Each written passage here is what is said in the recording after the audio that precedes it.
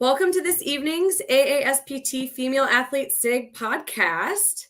My name is Chrissy Mansfield, and I am the chair of the Female Athlete SIG of AASPT. We're thrilled to have Ciara Burgi joining us this evening. Ciara is the Director of Health and Performance for the Las Vegas Aces, where she's been leading the charge since 2024. Her journey through elite sports is nothing short of inspiring. Before her current role, she spent over 3 years with the Houston Texans, including 2 years as their return to performance lead. Ciara's expertise spans physical therapy, sports science, and strength and conditioning. Developed during her time at Duke University Athletics, where she completed a Division I athletics fellowship in 2018 and stayed on until 2020. Fun fact, Ciara and I were actually classmates at Duke, which makes this conversation extra special this evening. Her credentials speak volumes: a doctorate in physical therapy from Duke, a manual therapy fellowship with the Institute for Athlete Regeneration, and a sports residency at Houston Methodist Sugar Land. She's also a certified strength and conditioning coach and a published author in leading journals, including the British Journal of Sports Medicine and the Journal of Athletic Training. Today, we'll dive into her unique perspective on athlete health, performance optimization, and what it takes to succeed at the highest level of professional sports. So let's get started. Ciara, thanks for joining us today. Yeah, of course. Thanks for having me. Impressive resume and career path over the past 10 years. Can you share a little bit about how your career path brought you to your current role with the Las Vegas Aces? Yeah, I honestly think even going back into PT school, I just have come into everything with an open mind and just kind of tried to see what I was drawn to and where life was going to take me, and really been open to whatever lies in front. So I haven't really been a solid 2-year plan, 5-year plan type of girl. It's just kind of whatever pops up and I feel drawn to is what I sort of taken advantage of. And so, yeah, it was never my dream or goal to work in professional sports or even college sports. It just kind of happened just through a series of opportunities and connections. And so, yeah, I think that, you kind of read my resume, so there's no need for me to re-talk through all of that. But I think, yeah, if you look at my resume or even all the certifications, it looks like I'm a huge box checker. And I was like, oh, I'm going to graduate, and then I'm going to do a residency, and then I'm going to do a fellowship, and then I'm going to do another fellowship, and then I'm going to work in college. It's not the true story of how it's happened. It's just I've been drawn to people and drawn to experiences, and have just kind of, that's led me to where I am now. And so, yeah, that's kind of how I got here. Well, that's awesome. I know a lot of younger clinicians, and thinking back to being in PT school, and when you're looking at what you want to do, would be super inspired by you working with the Aces. And I feel like women's basketball has gotten a lot more popular over the past several years, which is really cool that you have the opportunity to work with the Aces. Can you tell us a little bit about what a typical day looks like for you in season? Because I don't know if a lot of people know what Director of Health and Performance means. And so tell us a little bit about what your days look like. Yeah, for sure. So, the structure of every WNBA team is a little bit different. We have the Director of Health and Performance model, and my team is, there's 4 of us in total, and I still have a clinical role in addition to an admin role. So there's only 4 of us, from strength and conditioning to physical therapy and athletic training. And so everybody's kind of all hands on deck. So a typical day in season, man, it depends on so many things. It depends on if we're practicing or if we're home or if we're away. But in the morning, we probably get there around 7:30 and prep for the day, make sure we're all ready for the women to come in the building. And then we practice from 11 to 1 when we practice. So between 8 and 11, the women are kind of rotating through different places where they're either doing a shooting time on court with coaches, they're in the weight room, or they're doing treatment or prep for the day. They practice from 11 to 1. And then after that, again, there's treatment recovery, maybe a lift, depending on if they lifted before or after practice. And then they're out of the building by 3 o'clock, I would say. And then we just kind of download the day and get prepped for the next one. To be honest, we don't practice a lot in season. We do some, but our schedule is so dense and intense that we can be playing, 8 games in 16 days in 5 different cities. And so sometimes you're just traveling or getting ready for a game. Game is pretty common in basketball, where if you have a night game, you have a shoot around in the morning. go home and everybody naps, myself included, and then go for the game in the evening. And so, yeah, it really depends on if it's like a practice day, a travel day, if you're home, if you're away. But yeah, there's a team of 4 of us. And in my role, like I still have a largely clinical role, especially in season, and then, you know, the fun admin work on top of that as well. And so what does admin work look like in the WNBA setting? I think of admin work in a clinic, like a PT clinic or a hospital-based clinic. But what does that look like for you?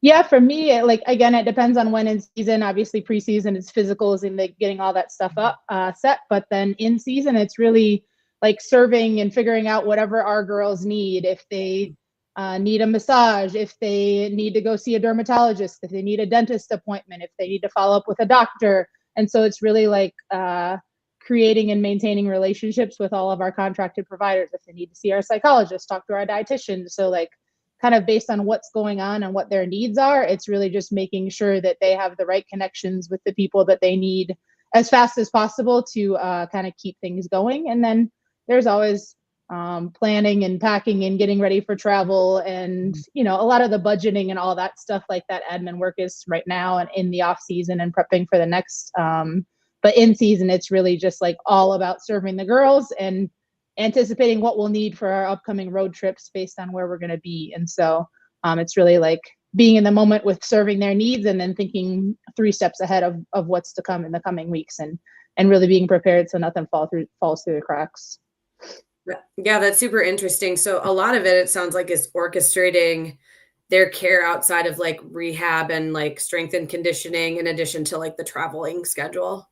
For sure. Yep, exactly. Interesting. Yeah. So it sounds like you're working with a lot of different professionals. You said there's 4 on the team you directly work with. So how do you foster collaboration between the medical staff, the team of 4 you work with, the coaching staff, and the performance teams, who all have, you know, the same goal, helping these athletes, but, you know, also have different individual goals of what they're trying to achieve with these girls?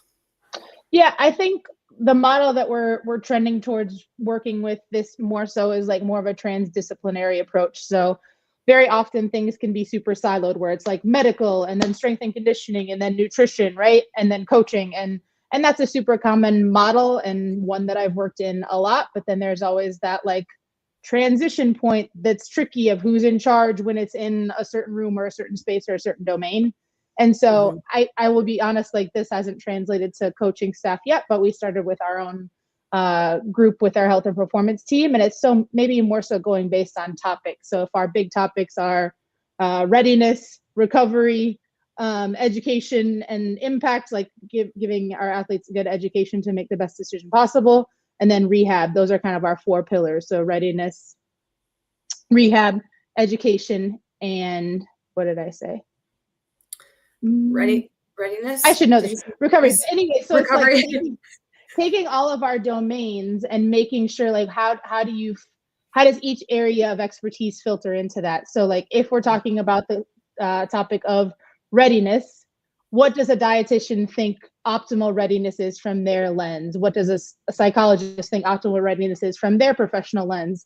Our physical therapist, our strength and conditioning coach. So we're talking more topically as opposed to domain, right? And so kind of going trans and going across discipline and talking about how we want to solve this singular complex problem of readiness, of recovery, of rehabilitation, right? And so really just having systems in place in each of our main pillars as opposed to working in professional domains, because then it makes things just a little bit more, have like better continuity when we take more of like a transdisciplinary approach. And so, yeah, I think that model is what maybe more sporting organizations are doing overseas, and it's a little bit more of a modern adaptation. But again, the WNBA doesn't have a lot of structure and a lot of history, and so like we have the freedom to create whatever kind of structure we want within our department. And so I think that it's worked really, really well, and I think we're excited to like expand that more to the coaching staff and get their thoughts. But we've only been here a couple of years, so you got to grow smart and grow slow and keep the main thing, which is really great relationships with our girls and good buy-in. But yeah, as far as that, it's just like problem solving together. So talking about what the problem is as opposed to having people work isolated in their professional domain. I think that's really neat that you have like the goals as a whole in mind versus like the individual domains. And I'd be curious to know, how was that model developed? Is that something that has been used in other like teams, health teams within professional sports that you've seen? Is that something that was already in place? How did that get developed? Yeah, when I first got this job, I spent a lot of time talking to Tina Murray, she was a strength coach at University of Louisville, director of high performance there, worked with the Sacramento Kings. She's worked all over professional sport. And I didn't know how the heck to be a leader because I was not in a leadership position before. So I talked to her a lot about structure and how great departments are structured. And that's literally what she is studying in her education and as she goes on in her career. And so we talked a lot about structure, and she's the one that like brought that up to me and that more of that sort of approach. And so that's where that comes from. And I think like one of the coolest things is like, as we were heading into finals, the WNBA finals this past year, like I sent out an entire packet of information about those different areas. So that way the girls had all of their resources to make the best decision possible, all the way down to like food timing, energy timing for the days of the game, the days of on recovery. And so like, yeah, ultimately like it created like a deliverable that we used in finals, just surrounding each of those kind of areas. And so, yeah, it's cool. I mean, we have so much work to do and need to keep building on it, but that's the general structure to kind of eliminate those siloed barriers. We're just talking more about topics, which helps. Yeah. And I love the thought of communicating that with the team too, like so that they have their expectation of how can I help myself and get the help I need for individual needs. So and people won't always make the quote unquote best decision, but it's our job as health professionals to give people the information to make the best decision. And as a whole, like our athlete population is super curious and super well educated and wants to learn those things. And so, yeah, maybe 12 out of 12 of the athletes on the roster aren't going to take the recommendations, but if 7 out of 12 do, like, you know, that's great. And ultimately our job is to like leave them better consumers of their body than we found them. And so that's another thing too, just that I think our staff really values, is trying to just make them better consumers of their body and have them understand that better. So it's been helpful. Yeah. Awesome. So similarly, going off that, and this may be how you've done it, how do you build trust with the athletes so they feel comfortable sharing those concerns about their health or workload with you? I think you shared like giving that information of the ways you can help them and those different pillars, but are there other ways that you've built trust with the team to get buy-in?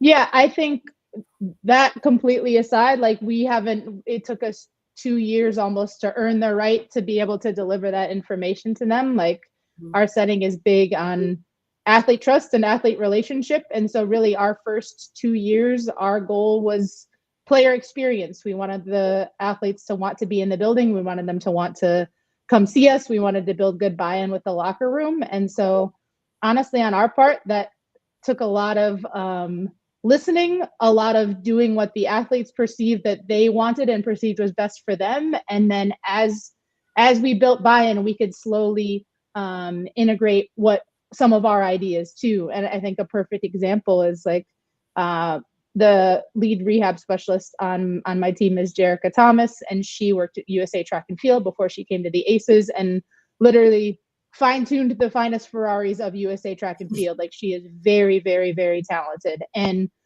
she has so many tools in her toolbox. And what did she do most of her first year here with the Aces? Like a lot of soft tissue, because that's what the girls wanted. That's what the girls valued. And that's how we built buy-in with the locker room. And so like, there's a lot of, I don't want to say sacrifice, but like sort of, you have to like sacrifice what you perceive is best and really, really listen to what they want, what they need, and what they perceive as best. And then as you build up that trust, then you can slowly start to sprinkle in more things that you know you think can benefit them. But it's really like a slow roll in building trust with the locker room. And a lot of it comes down to listening, to meeting them in the middle, to putting your own biases and your own desires and your own goals aside and really understanding what they want, because they want to be heard, they want to be listened to, they want to be met in the middle or closer to their side. And that's how you build buy-in and good relationships with them ultimately. And so that's been a lot of what our first couple of years were about. And you can't do anything if you don't have buy-in with the locker room. And so that's what we prioritized. And like, I'm really proud of the crew for doing that. Yeah. Yeah. And I mean, it feels like similar to any setting and in therapy, and it's For building sure. trust, it sounds like, but it's just, different needs, of an athlete compared to a teenager compared to an elderly person. So just interesting how that communication plays a role no matter what setting you're working in. Yeah, but it's all the same, right? You have to feel like we have 12 different personalities in our locker room. And so you have to figure out how to connect and reach each of them and then reach them as a collective. And so it's like no different than outpatient. All types of people exist everywhere. So there's all personalities everywhere. And I think that that's important to remember. So just like approach each person with a fresh start and with curiosity and really get to know who they are, and don't have assumptions about who you think they are or who you think professional athletes are. Cause like there's every type of personality everywhere I've ever been. And so that holds true. Yeah.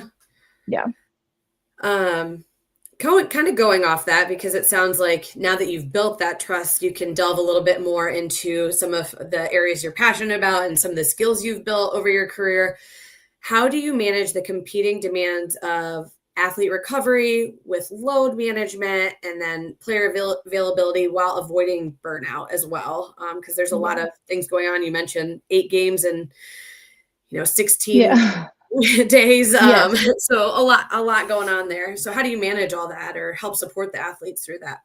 Yeah, I think thankfully we have a small roster. So like coming from the NFL where you have, 53 men on the roster, but then 16 practice squad guys and IR, like it's a huge roster and you can't necessarily be super individualized, where we carried 11 women on our roster last year, and like it should be individualized. So the expectation is that it's very individualized. And so, again, you look at our schedule, you look at the schedule kind of in like 2-week chunks and figure out, all right, what do we have ahead of ourselves? How do we need to prescribe certain recovery modes? What do we need to be aware of? What do we need to take with us on the road? What do we know we have access to at hotels? And really like thinking ahead on those things.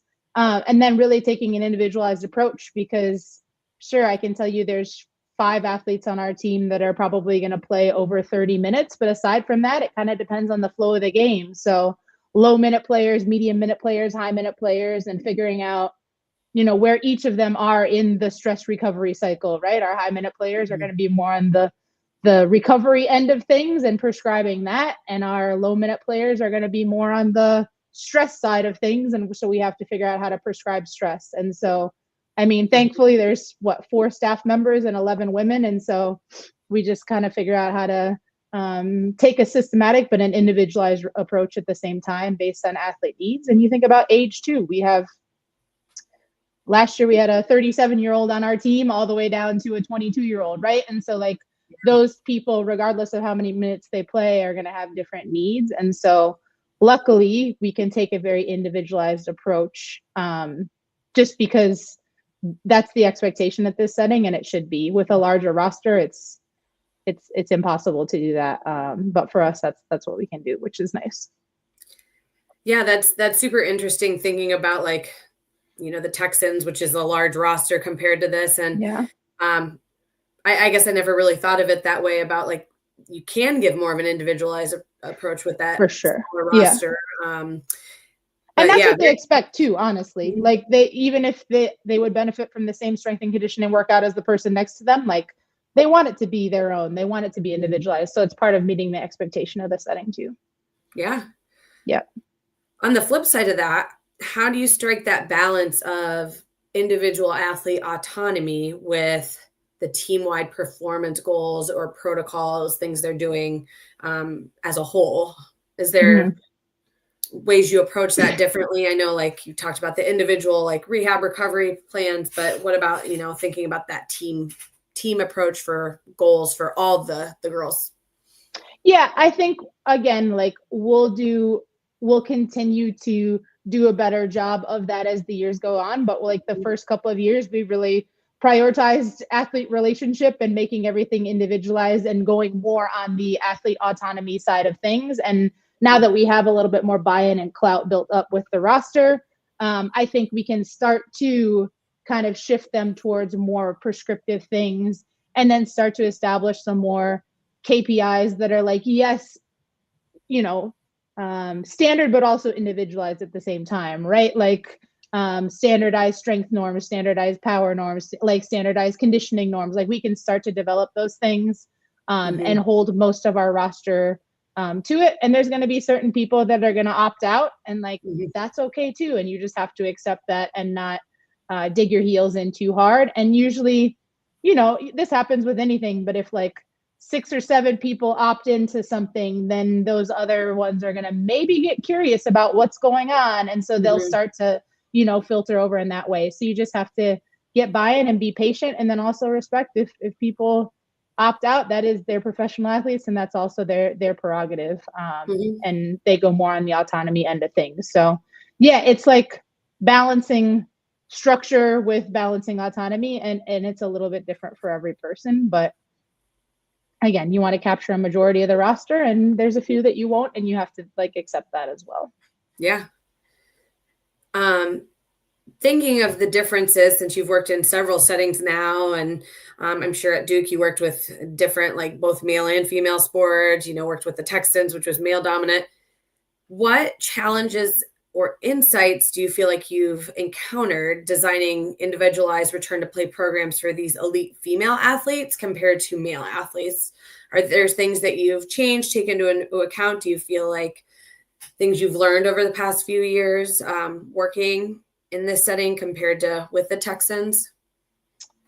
I don't know how much, and maybe people won't like this answer, but I don't know how much it like differs by gender as much as like it just differs by individual. So it's really like being super curious about each person, what their wants and desires and needs are, what their goals are, what they need to get back to, and really understanding like what are your biases from the past or from your own experiences going into this encounter with this individual, and really treating each case as like a fresh start, a new opportunity to get to know someone and take what you know and take the principles that you know and believe in and figure out how to adapt them to fit this individual. So I don't know that it's like gender specific as much as it is like every individual is another case study to like refine your craft for that particular person. So again, maybe people won't love that answer so much, but I think it's like be aware of your biases, be aware of those things as much as you can, and then like treat each athlete as another case study to like, refine your craft, like I said.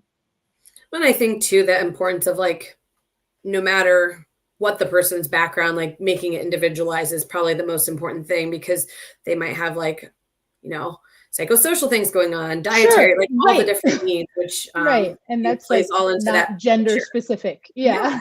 Absolutely. And I think too, like you have to be aware of the culture around you, where like football is a very militant, structured culture. Like, yes, sir, yes, ma'am, do whatever you say. We all do a workout together. We're never late for meetings because we get fined. Like, it's a very militant, structured culture. And like our culture is serious, but also loose at the same time. And our athlete population is super curious, super well educated. I'm not saying that the Texans players were not well educated. I'm just saying like the way that they were raised up into sport, our women probably had to have a lot more input and decision making as they were raised up, as opposed to kind of like being given structure the whole time. And so you just have to like know the culture of the athlete population as well. And so our women are going to have different needs just because they're a very curious.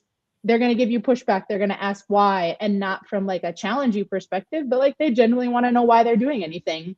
And some of the football players, like if you think about if a wide receiver is learning a route tree, he's not going to ask why. He's just going to go run the route because that's not part of their culture. It's like, yep, I will run this play and follow those directions. And so like culturally, football is just going to follow directions and not buck the system as much. And our women will question things more, which is, it's a great opportunity to collaborate and educate and develop a relationship. So it's like knowing your sport culture too, I think is really important.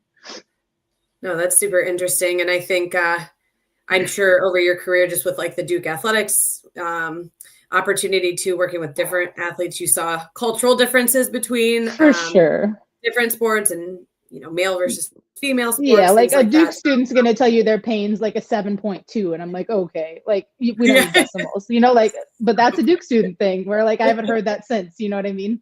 That's awesome. It's true. It's so true. Shifting gears a little bit, technology has definitely become a lot bigger in the rehab realm, especially with like strength training. What are your thoughts on all this tech, and do you find any at all to be helpful in rehab? Thinking things like the Whoop, Oura Ring, Catapult, GPS tracking, anything like that. Do you use some of those tools? Is that something you haven't really delved into? Do athletes ask a lot about that?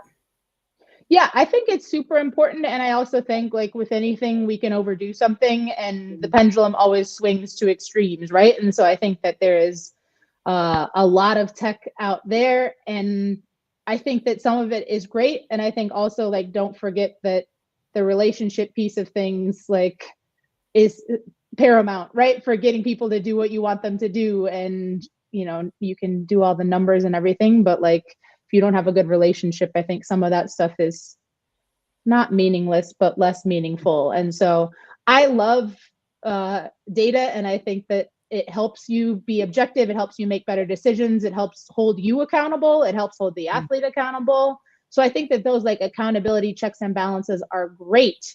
And I think as with anything, like you can't put all your eggs in one basket, right? Like if the only thing you ever do is dry needle all your patients, like, okay, it's a great tool, but it shouldn't be the only thing you do, right? So it's like it's a part of the picture. It's a tool in the toolbox, and I think it's really, really important from an accountability standpoint. Like, what I am doing, making the improvements that I think it should, you know, and I think it's good for athletes for feedback. So, we like dynamometers, we like force plates. I think, especially in field sports where people run fast. I think that GPS tracking is really, really, really important. I think it's tough for people like O-line, D-line. I don't know that we've figured out how to quantify that work very well yet, right? There's some data out there that exists, but I don't know that we've figured out how to quantify that. But anything with sprinting or high speed distance or a volume or intensity, like I think that those are really important things to know as you're returning someone, right? Like how much volume will they have to undergo? What is the amount of intensity they will have to undergo, and trying to plan that. So that stuff is super, super, super valuable. And it's like not the end all be all, but I find it, yes, extremely valuable. Yeah. Well, and to your point, you know, you don't want to just be a wrench. You want to be all the tools in the toolbox. For and sure. if you focus too much on some of those tools, you know, you're not using that diversity of skill that you've developed over the years. So I'm not a slow adapter, but like I want to be like a thoughtful adapter of technology too, where it's like, are we testing something just to test something, or are we testing something to make a decision? Like, are we actually acting on the data, or are we just collecting numbers because it's fancy? And so like, if we're going to have an action step, then great, let's collect all the data we want. But if we're just like jumping on force plates every week and we're not doing anything with it, like our athletes aren't going to buy in if you're not changing things based on that. And so like, you have to, for me, it's like, are you doing the basics really well? And then if you're collecting data, what is your action plan from there? So I think that's really important too. Yeah. Super interesting though, how it's grown and exploded over the boy, has it ever. years. I know. When I was in fellowship, which was what, 2017, no, like maybe 2018 was the first time I like got exposed to Catapult. And I was like, think about where we are now. And that wasn't like that many years ago. So it's like, right. Oh, yeah. Things have exploded. So as both a DPT and CSCS, and you working with that like team aspect, do you feel like there's philosophical differences between physical therapists who prioritize more like the tissue healing versus strength coaches who are really emphasizing progressive overload? And then, you know, you have the condensed WNBA season. How do you navigate all that? And do you feel like some of those differences in thought process are ever a challenge to navigate? Or do you feel like because you have those pillars you talked about, you can kind of like work within that? I don't know, just would be interested to hear your thoughts on that. Yeah, I think like in some ways that question is like asking a little bit of like, what's the difference between orthopedics and sports medicine? Like orthopedics is sports medicine, right? But then with sports medicine, sometimes you're like pushing boundaries a little bit, or you're like, ooh, okay, I have to weigh risk reward, right? Like we had a woman who gave birth July 1st this year, and she played in a game, I want to say September 9th. And it's like, is it best practice to return someone from having a baby to professional sport in 72 days or whatever? Like, no. Like you couldn't talk to a single OBGYN that would say, yeah, that's best practice for sure, right? It's not. But like, do you have objective checkpoints along the way to make sure, hey, are you safe? Are you not doing long-term damage to your body? And like, the tough part about tissue healing is, we know this, it's like a moving target. As you stress something, it becomes stronger. As you stress it again, it becomes stronger. And so like in sports medicine, you kind of want to like live on the edge and be close to where that boundary is, where in orthopedics, you can make more conservative decisions because it doesn't matter as much, right? And so it's like sports medicine is considering all those factors. Are we in finals or are we in preseason? And even in the NFL, like if you're in preseason, but you're working with a guy who, if he doesn't participate in preseason, has no chance of making the roster, you're going to push things because that's his dreams and livelihood and career and hopes on the line. Versus if it's your starting quarterback in preseason, you're going to sit them down. So it's like sports medicine to me, and that's like sports performance in general, is like, that's why I'm in it, because it's like you kind of, it's a little stressful, right? And so I like to be a little bit stressed, I think. And so you're always like weighing risk reward, but still trying to make the best long-term decision for that athlete and their body and not put them at harm, but like risk it a little bit. And that's why I'm like so grateful for my team and all of my coworkers of the past, because the weight of that decision is never on your shoulders. Like you chat about it with other people, you look each other in the eye, you look the athlete in the eye, weigh all the options. They're like, all right, are we going to do this thing? Like, all right, let's do it. Right. And so it's like a little bit more of like a team risk. So I like that aspect of things. I think like put it all out on the table, collaborate with other people, get their best thoughts, and then make a collective decision. And that to me is like, that's the difference between sports medicine and orthopedics. And like Sue Falsoni, who I worked with at the Texans, would say that all the time. Like, we're working in sports medicine, not orthopedics. That's where we take really calculated risks. And I think that like I carry that with me all the time and think about that a lot. Yeah, I think that's, you know, being comfortable living in the gray as opposed to like the black and white. And I feel like, you know, there's that range of like you said, the safety versus like the time in season and what's on the line. So yeah, I do think that's a big difference between orthopedics and sports. And I think there's, I'm sure, a skill that you have to develop of like getting comfortable of how far you're going to take it versus like how conservative you're going to be depending on the situation. Make some mistakes and go over the edge sometimes, and that's okay too. But and I'm sure compared to your first patient you treated in your career to now, it's like your philosophy is probably very different compared to that new grad mentality. So for kind of the beauty of experience. God bless all those total knees I messed up on my first 3 years of practice and all the Gen Pop. I am grateful for you for allowing me to make a lot of mistakes so I could hopefully make less mistakes as I get into this world. But man, reassuring for man. Those get there. Reassuring for those new grads or students listening that you'll get there and build that expertise. So we're all still learning. But we're kind of switching gears to some leadership stuff, because I would say I consider you a leader in our field and a leader in, you know, not just athletics, but you know, sports medicine, and as a leader for like female physical therapists wanting to further their career. So what have you learned about leadership through your career, in both in advocating for athletes and then also like mentoring female athletes wanting to enter either into female or male dominated sports? Yeah, man, I feel like I'm learning so much about leadership now that I'm in my first like formal leadership role. And yeah, it's been a tough transition because it's not necessarily something we're trained in. And I think like for me, at least as a clinician, you kind of have a good idea of how you're what success looks like. Because if someone's getting better, you're probably doing a good job. And if someone's not getting better, like you should self-reflect and maybe do a better job, right? And so like as a leader, I think I'm still trying to figure out what like my metric for success is and how I know I'm doing a good job. So I think that that's been like one of the biggest struggles in transitioning to this type of role for me.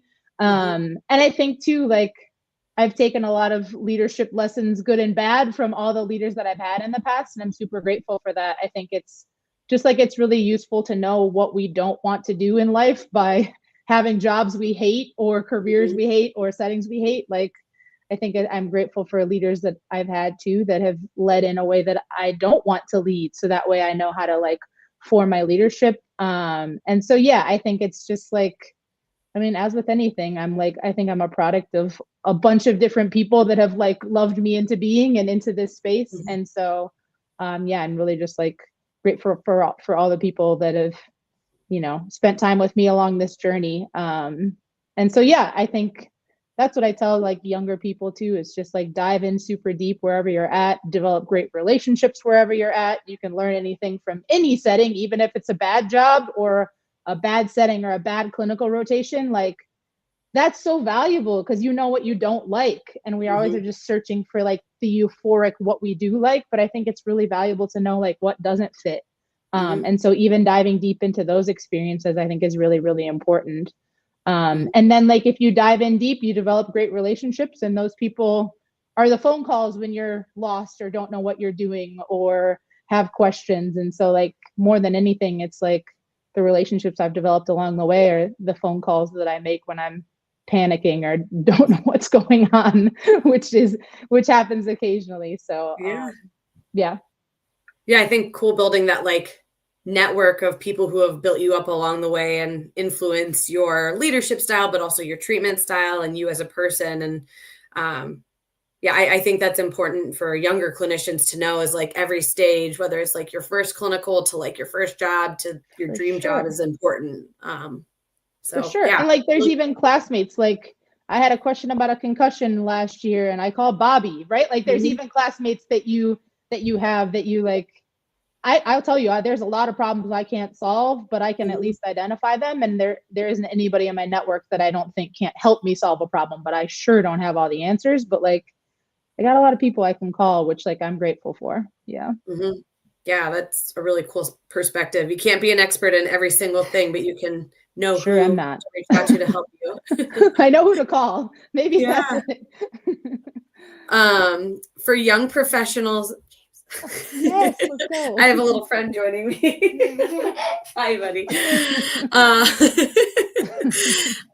For young professionals aspiring to work into elite sports. Hold on 1 second.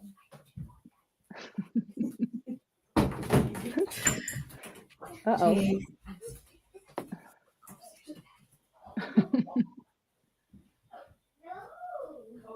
A fun little visitor.